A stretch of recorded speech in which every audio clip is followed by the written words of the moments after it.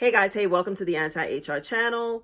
And today I want to talk about how anonymous feedback is used to undermine Black people in leadership. So if that's of interest to you, let's get into it. So I have been, thinking about this over time. It has come up in discovery calls. People have talked to me about it.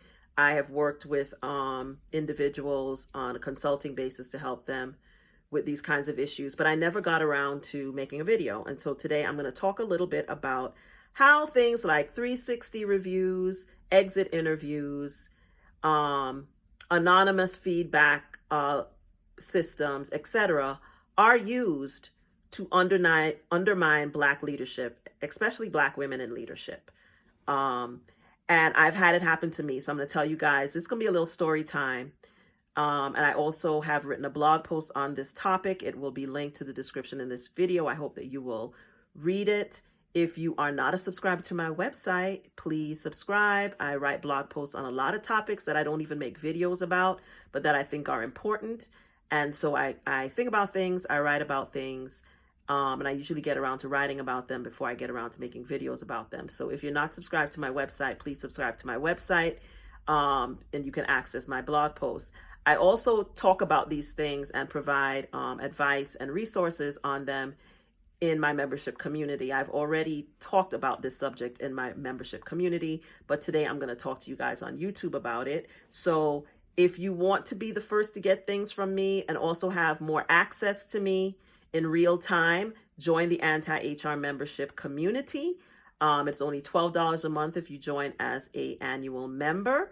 So we would love to have you in there. I have resources. I have access to ebooks, access to master courses, access to everything you need to learn how to deal with discrimination and other wrongdoing in your workplace and how to extricate yourself from it if you need to do that. So join us over there. We're talking about lots of different hot topics in our forum all the time. I'm always posting things and providing information and advice in there. So join us over there to get access to that information.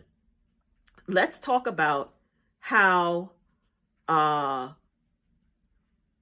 these anonymous systems that are supposed to be, we're always told, we're doing this to encourage employee feedback and to give staff input and to allow for collaboration. But I want to talk a little bit about how these systems are weaponized against leadership generally and specifically against Black leadership in organizations. I've been the recipient of it and I've seen other people be the recipient of it. So I'm going to talk a little bit about it. So I was in a job with, my supervisor was a white woman, surprise, surprise.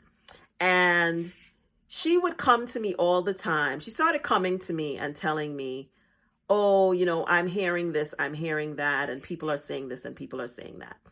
And one thing I will always tell you is white people don't like it when Black people tell them what to do. And they especially don't like it when Black women tell them what to do. And one of the ways that in corporate environments especially, but anywhere where this kind of feedback is collected, that people will try to come after you as a Black person and a Black woman in leadership is to use these systems to create narratives about you. Narratives that are not truthful, lies, but they will use the systems to legitimize their hatred of you by putting things into the system. And oftentimes, white leadership will then utilize these things to try to attack your leadership style, to attack your performance, etc. And I'm going to give you some examples. So I was working in this organization, a nonprofit organization. My supervisor was a white woman. And she came to me about wanting to do a survey, all staff survey. She was the president. And I immediately said to her that I did not think that we should do an all staff survey. And the reason I felt that way is that we were literally in the midst of a reorganization. We had just completed a reorganization and not everybody was happy with the reorganization. People had got new titles. People had been moved around, right? We were in the midst of hiring new people in HR, revamping the HR department, things that people had been able to do relevant to recruiting their friends, giving people raises without supervision, just doing whatever, coloring outside the lines, just doing whatever they want was going away. So I knew that if we had an all staff survey, that it was going to be used as a weapon, right? And I said that to her. Oh, people want to have an opportunity to give feedback and open processes and open communications, blah, blah, blah, she said. And what happened was the staff, primarily a white female staff, used the survey to try to attack me, of course, which I expected. I didn't care about that. But they also used it to attack people that I had just hired, like my HR manager, who was working really, really hard, multiple hours, endless hours a day and a week, trying to right the ship, revamp things, fix things. And it was a hot mess in their HR department. And they attacked her. They attacked a lot of different people. And we found out that there were people who literally went to the conference room together and wrote their responses to the surveys together so that they could create the narratives that they wanted, in hopes that they would either get someone fired or cause something that they didn't like to stop, policies that they didn't like the fact that we were making them have to post jobs and they couldn't just hire their friends, and all these different things that they didn't like that we were doing.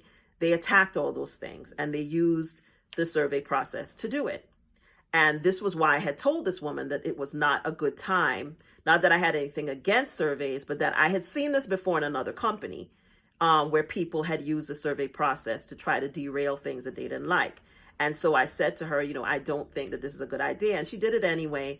And I ended up losing my HR manager not long thereafter, because she just felt under siege after, this survey results came out. And she had to review some of the comments that were very hurtful that people put in. Because here's the thing.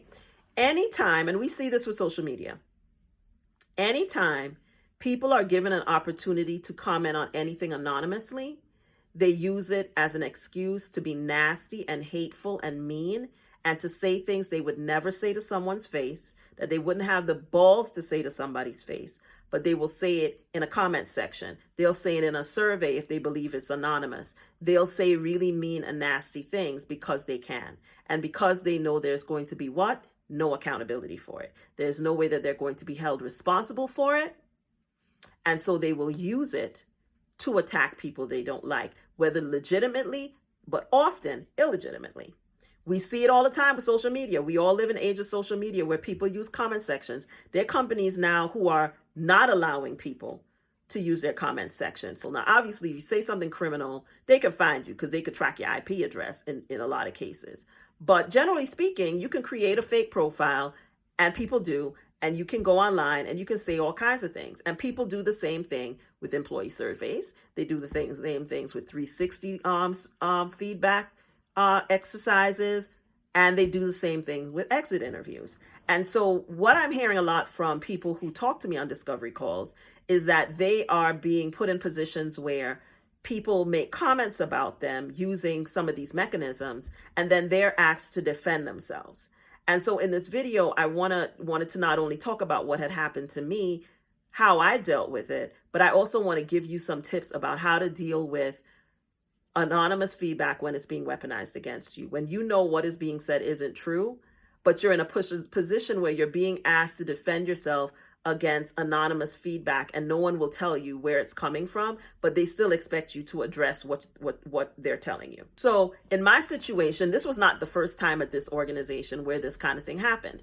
So the other thing that this manager that I had, who was my supervisor, was the president and CEO of this company, and she's probably one of the worst leaders and managers I've ever worked with. This was not the only time I had to deal with this kind of issue with this particular leader that I was reporting to. She was the president and CEO at the company where I worked, and she was a horrible manager and a horrible leader of people, to be honest, because she was a person who wanted to be liked, which is one of the worst things you can have as a personality flaw when you're a leader. If you desire for people to approve of you and to like you, people will also weaponize that against you. So if you're always concerned about what other people's opinions of you are, they can always use those opinions to manipulate you. And people manipulated her left and right. So, and she was one of these people who was very bought into, surveys and 360 degrees and all this nonsense. And I frankly think all of that stuff is BS. I think that if someone is being reviewed, they should be reviewed based on the goals that have been set for them. And if you want to talk to their staff, you talk to their staff, and their staff has to say things that they're willing to stand by, i.e., be identified for saying.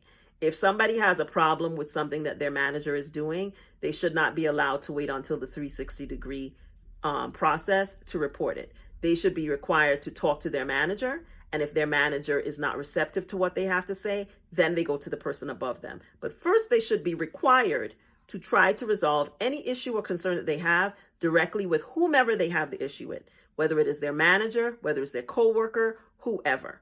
And if they cannot do that, if they attempt it and they cannot do it, then the manager gets involved, then the manager supervisor gets involved, then HR gets involved. But people should not be able to go and report anonymous commentary without first having to talk to somebody, to the person they have the issue with first.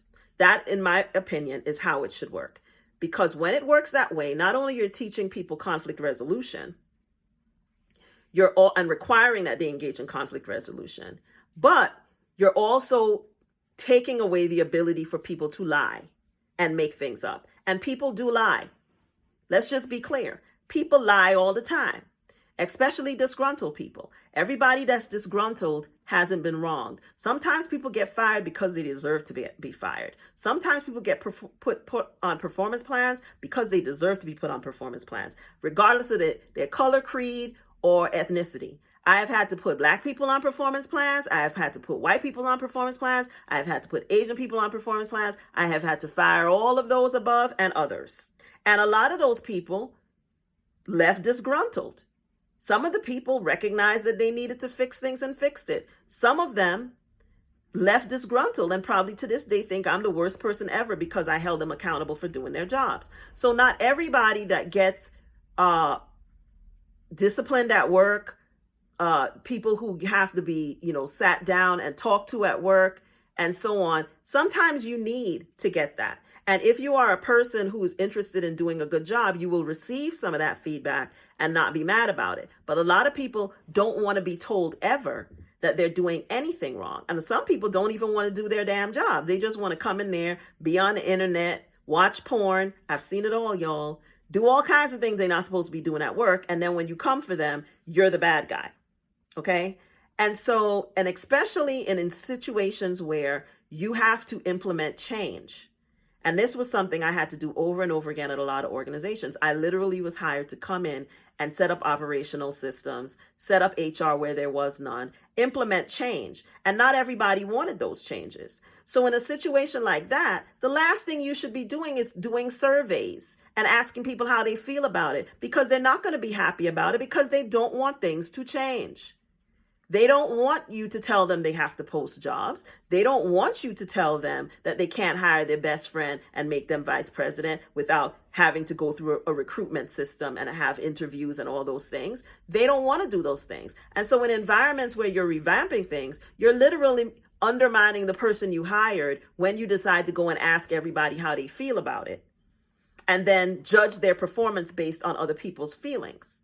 And that is why these systems are so harmful, because you're not asking people to use objective frameworks. You're basically asking them to use their feelings to make decisions about things that you as a leader have a responsibility to make decisions about.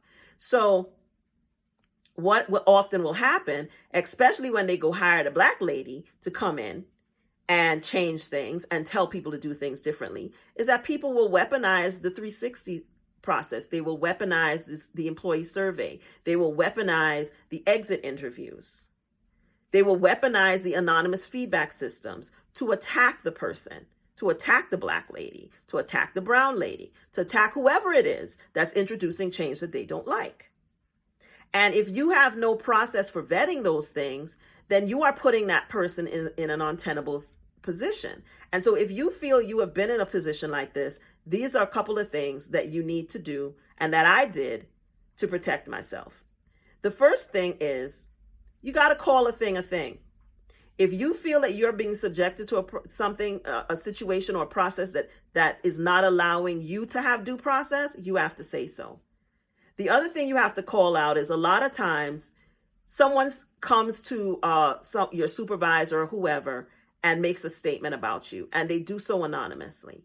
Or your supervisor, which is even more problematic, goes around soliciting feedback about you without you even knowing it and asking people how they feel about you, how they feel about this, how they feel about that, right?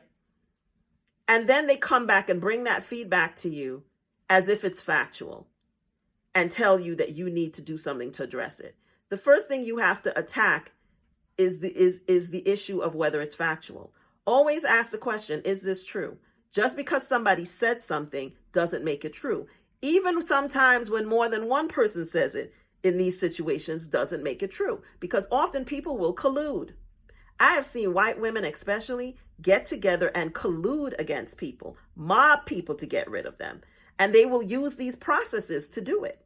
So just because somebody says something is not true. And it is the supervisor's responsibility in these situations to be what we call a fact finder, not just a receiver of information, but a fact finder. And if they are refusing to provide the names of the people who have provided the information, then the information cannot be treated as factual.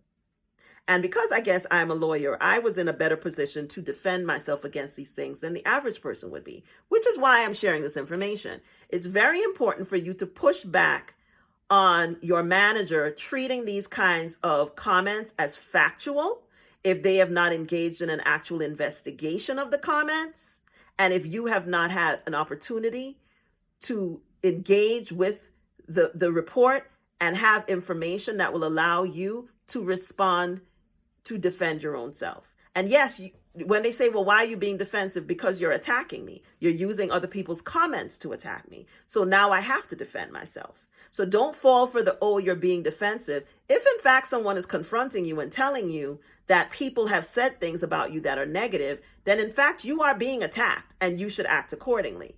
And that doesn't mean you have to be argumentative, angry, have an attitude. The first thing to do when you're confronted with these kinds of accusations and these kinds of situations where it's anonymous is to be calm. Don't react. Just listen to everything that you're told. And 9 times out of 10, what I would tell you to do is say, I'm going to give this some thought and I will respond to you later in writing. And you don't have anything to say. If they ask you how you feel, you say, you know what? I need to process what I'm hearing because this is the first time I'm hearing it. So I'm sure you can understand why I don't think it's appropriate for me to react to it at this time. Instead, I would like to take a couple days and think through what I have heard, and then I will respond back in writing after I've had some time to think about it. That will scare the bejeebers out of them. Because they expect you to overreact. They expect you to go straight into defense mode. They expect you to get upset. They expect you to get angry, which will feed into the narrative they're more likely than not trying to create about you. By not reacting, by not responding, you immediately put them on the defensive. Okay? So the first thing you do is don't react. Now, the second thing that you do is you go back to your office, and if you've been doing what I've told you to do all along and documenting, then you're in good shape. Because more likely than not, you're going to know where some of this stuff is coming from, and you will have time to sit down and pull your documentation and create a response. If you have heard things in the meeting that didn't make sense, go back in writing by email and say, I'm following up on our conversation, and I'd like to ask some questions and get some specifics so that I am in a better position to respond. And you ask for specifics if you feel that you didn't get enough in the meeting where you were made aware of these anonymous attacks against you. So you want to ask for specifics, and you want to ask for evidence. You say, I need proof. I need to know what proof you have gathered to support what has been said against me, if any. Are you simply relying on what you were told and treating it as a fact, or do you have secondary evidence to prove what has been said? Right?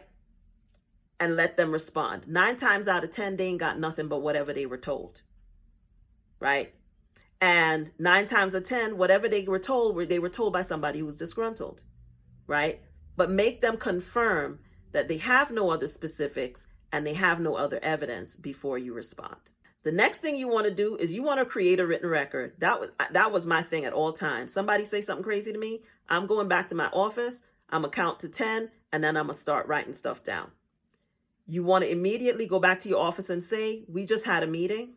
where you confronted me with these things that are from anonymous sources, whether it came from a 360, it came from a this, it came from a that. I was very taken aback because this is not what the feedback that I have received from people, and this is not the indications that I have received. And so, as I said in the meeting, I want to give what I was told some thought and get back to you with a comprehensive response. However, if you have been accused of any wrongdoing, like retaliation or anything like that, you want to immediately say, I want to be very clear that at no time have I retaliated, or have I done X, or have I done such and such. If you know you didn't do it, say you didn't do it.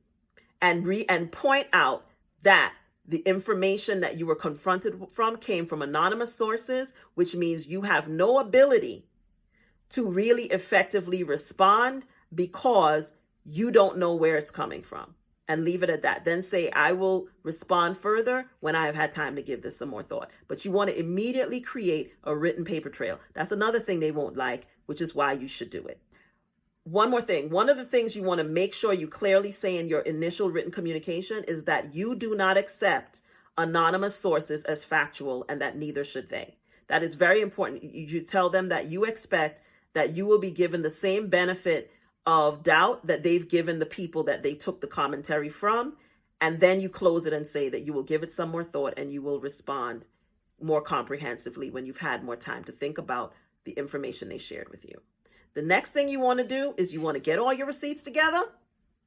You want to give some thought to where you think this is coming from, because 8 times out of 10, you could probably figure it out, right? It's either being driven by somebody that you had to reprimand, somebody that you had to manage out, or groups of people who don't like you because you've had to tell them no, or you wouldn't go along with certain things that they wanted you to go along with.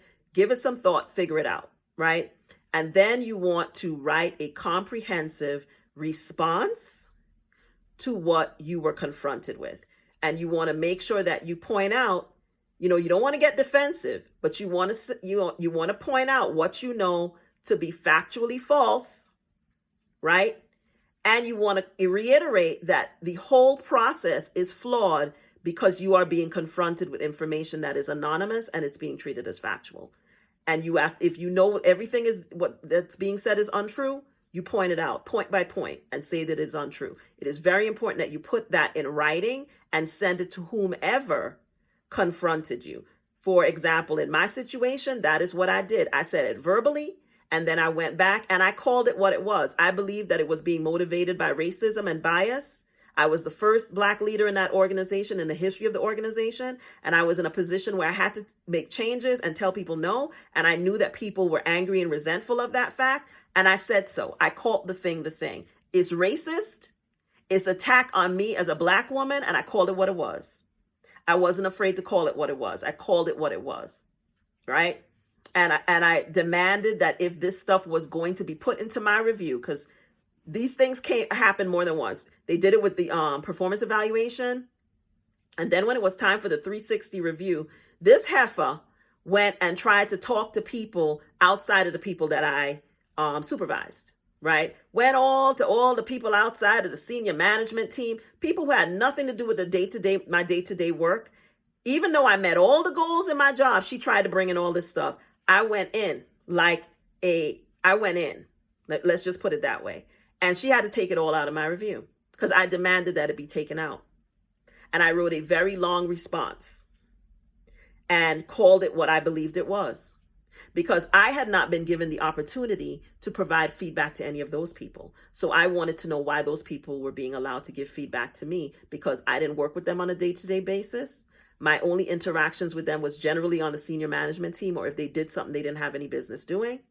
And my position was that no one that I supervised, unless it was someone that I supervised or someone that I worked with closely on a day-to-day basis, like my other counterparts, other people who were vice presidents like me, no one else should be talking about my performance, because I didn't have any interaction with those people on a regular basis. And if I didn't get to have input on their reviews, they shouldn't have input on mine. And she had to take that stuff out because I wasn't having it. And I was able to dispute and repudiate, push back on let's use a smaller word, push back on everything that they tried to say about me. So she had to take it out because I was very direct. This is not a time to try to be politic, to try to be nice, to try to be agreeable. When people are coming for you, you got to treat it like it is. If it's war, you got to act like it's war. You can't sit, and you could be nice, you could be, polite. You don't have to be angry, right? But you have to call a thing, and you have to push back on stuff. You don't let people create narratives that about you that are not false. Never, ever let someone say something that's a lie about you at work without you pushing back on it, whether it's anonymous or otherwise. So when they come with their anonymous feedback, you have to confront it and call it a lie. If you believe it's a lie, you have to say that's not true. That is not true. That information is false. And say what the truth is as you know it and put it in writing. The other thing is when people are trying to attack you anonymously, that's the time to center your accomplishments. So all the things that you have done, all the things that I had done that whole first year that I had accomplished for that organization, I put it in my response. I did this for you. I did this for you. I did this for you. I did this for you. Then I did this other thing that you didn't even ask me to do. Then I fixed all these other things that y'all had made a mess of and broke the law around. I did all those things. So what we are not going to do is allow people to make up stuff about me. So it's very important that you center your accomplishments at that time. Point out all the things you did right? Point out all the accomplishments and wins that you have made for them and push back on this anonymous foolishness. Another thing that I'm going to tell you right now is that a lot of people tend to do. I was talking to someone a couple days ago, and they were dealing with this, and they kept spending time talking about who might have said what. And I had to stop them and say, listen, it doesn't matter who said it. It doesn't matter. And don't spend your time trying to figure out who said what and who did what on your team or otherwise. That's not where your energy should be. Stick to what you know to be truthful. Don't worry about the lies that other people told. You stick to telling the truth. You stick to the facts. Keep your comments factual and focused on what you were told that you need to confront. Don't worry about where it came from. Don't worry about it, because I'm going to tell you, sometimes these heifers lie. I know for a fact that my supervisor was going around to people on my team and trying to get them to say bad things about me. She wanted to create a narrative about me, and she tried to get the people that worked for me and reported to me to say it. And she was even going past my direct reports to people below them and getting them to say stuff about me. And these people even worked directly for me. That's how desperate she became near the end to try to discredit my performance, which she was never successfully able to do. But people were coming back and telling me. They would come back and tell me. I had people come to me and say, why does she keep asking me to come to her office? She keeps asking me questions about you. I feel like she's trying to get me to say negative things about you, and it's making me very uncomfortable. And I documented all those things. So when I needed to have them things later to negotiate what I needed to negotiate to go on about my business, I had it, because I didn't try to respond to the things that she said. I went and documented what people had already told me. By the time she came to me with her foolishness, I already had documented how many people came to me and told me that she kept coming to them and talking to them and how uncomfortable it was making them feel, right? Because this wasn't even during my review period. She would be going around, and I wasn't the only person she did this to. She did this to other people who were her direct reports as well. She would have conversations with people on their team that she had no business doing, was constantly inserting herself into the day-to-day because clearly she didn't have anything to do. And so it was a problem, not just for me, but other counterparts. She was doing it as well, trying to get people to like her, trying to be the queen of everything, and constantly trying to discredit the people who were the actual competent people, the people who made her actually look good. She was threatened by, and she was constantly trying to discredit me and others. It wasn't just me. But the attacks that I was receiving were very, very specific, and they were very specific to me as a Black woman in that role, having to be in a position where I had to tell people no and to push back on a lot of nonsense. And so people were angry with me a lot, especially them white women, were very angry with me because I wouldn't just go along with them. I wasn't trying to be in their clique. I wasn't trying to be friends with them. I wasn't trying to go to coffee with them. I wasn't gossiping with them. I wasn't doing any of those things. And so they felt threatened by me, and they didn't like me. And so they were always trying to say stuff about me. And so she was constantly trying to solicit similar feedback from people who worked for me. Once I made it clear that I would go to the mattresses if she tried to bring in comments from people that had no day-to-day interaction with me, she started trying to solicit negative feedback from people who worked for me. And these are not, these are things that people do. These are tactics that they use in corporate environments against everyone, but especially against us. So you have to know how to push back against this stuff, right? And the most important thing is to stick to the facts, to respond not in an emotional manner, but based on the facts. You have to center your accomplishments. You have to create a written record. You have to stay calm and professional. You have to ask for specifics and evidence, right? And then the last thing is you got to document everything. I know y'all get tired of hearing me talk about documentation, but I'm telling you, it's the key to everything when you're in the workplace. Document everything. And because I was documenting everything, I was prepared to push back on these things. Wherever they came from, anonymous or not anonymous, I was prepared to push back on these things. So you must document everything, not when they're problems, but all the time, everything. This weekend, I had a wonderful conversation with Chandra Brown, who wrote this really great book. Here it is. It is called The Black Professional's Guide to How to Navigate White Privilege in the Workplace. And one of the things that Chandra said was this was our book club selection for this month, and it's going to be on my updated reading list. I'm updating the reading list right now, and it'll be on there. And I'll be announcing the next book selection very soon. And it will be another Black woman, somebody that you all know. So I think y'all will enjoy this. But Chandra Brown wrote this book. You might know her on social media as Car Talk with Cookie. And one of the things Chandra said that has saved her over and over in the workplace is she said, I write everything down. She said, I write everything down. Write it down, y'all. I don't know how many times I got to say it. Write shit down. Don't wait till something goes wrong to start documenting. Write everything down. That's why I have my AntiHR documentation journal on my website. It will be linked to this video. Please write everything down that happens at work. Every single one of you that is following me should have a copy of that journal. If you don't have nothing else from me, you should have that journal and the roadmap to workplace rights. Those are the two things that every employee needs to have. Write every damn thing down.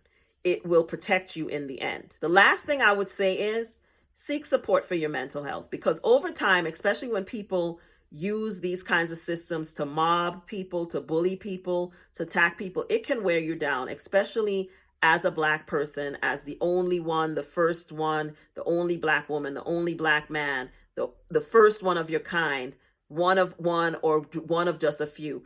It can be really, really hard to have to deal with these things. Seek support, seek mental support, talk to a therapist, talk to a mental health professional, see if they can write something up for you to get family medical leave. If you need it, you've been employed at your employer for more than 12 months, take advantage of that family medical leave so that you can have some time away from the situation and time to strategize. The other thing is get some help. Figure out what your rights are.